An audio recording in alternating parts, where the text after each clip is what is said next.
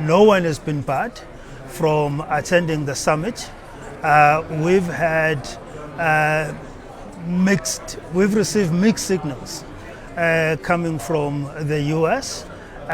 From the time President Trump said he was not coming, to the Vice President coming to attend, we received his advance team. It received a great deal of cooperation with respect to what will be required from a logistical and security point of view.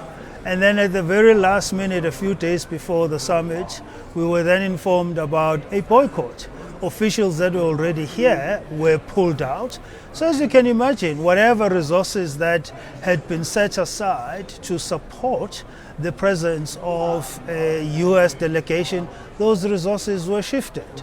And so I think any reasonable person will understand South Africa's position in this regard, and US embassy officials will also have to do their own reflection in terms of the manner in which the US has carried itself around this process.